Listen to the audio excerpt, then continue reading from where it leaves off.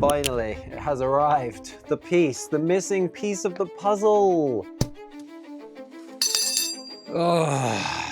If you've got locking wheel nuts on your car and you're struggling to get them off, I'm gonna show you how to do it. You might be in a similar position as me. I had a locking wheel nut key, I put it on the car, tightened the bolts up, forgot to take it off, went for a drive, came back, it was gone. Bought another one, and annoyingly, it just sheared off on the first use because I tightened the bolts up pretty tight. So this is trash and we need to get the locking wheel nuts off somehow. First up, you need a set of really good metal drill bits because these bolts are heat treated. They're extra tough and they're really hard to drill through. I've got some small ones which are 3 millimeters in diameter. I've got some medium ones which are 5 millimeters in diameter. And I've got some big ones which are 10 millimeters in diameter. I've also got a nut extractor set. The thread on these is the opposite of the bolts. So as you tighten this, it loosens the bolt. This set was £16 on eBay. I'll put a link in the description. The other thing you need is a really good drill. To get one of the bolts off, it might take you up to 1 hour, 2 hours. It just depends how tough they are and how good your drill bits are. Don't cheap out on the drill bits. The cheaper ones will just go blunt quickly. Get the more expensive ones. I know it's painful, but you'll regret it if you buy the cheap ones. You also need some lubricating fluid. This is DW40, the same as WD-40, just WD-40 is the brand name. So this I'm using to cool down the metal as I'm drilling. You can use WD-40 or any oil really. It's just to cool down the metal. So what we're attempting to do, drill out the center, and then we're going to use this nut extractor to screw in and then loosen. Simple. Right, let's get to it. So here is today's victim. We're going to start with the smallest drill bit, try and drill exactly in the center.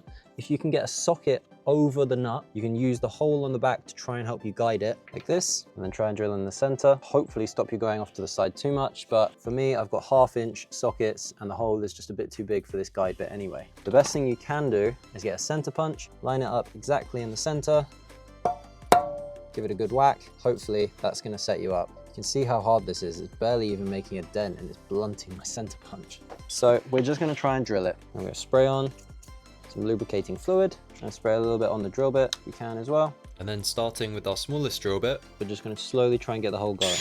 Because these bolts are heat treated, they are extra tough. That's why having good drill bits is a necessity. The outer layer of the bolt is the toughest, and you can see here that my drill bit is just going off to the side. It's really struggling to penetrate. After roughly 10 minutes of going slowly, I managed to make a little hole.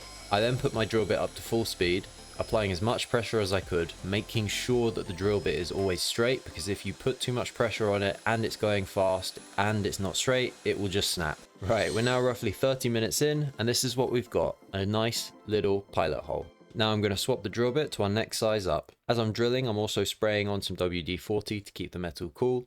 If the metal heats up too much, then it can actually become harder to drill. So make sure you keep it cool and also cool your drill bit. We go again with our slightly bigger drill bit. Here I've drilled a decent hole with the 5mm drill bit, and now we're going to move up to the final 10mm. Now I'm testing to see which bolt extractor will fit. The bigger the size, the less chance there is of it snapping, and the more chance there is of putting more pressure on the bolt and getting it out.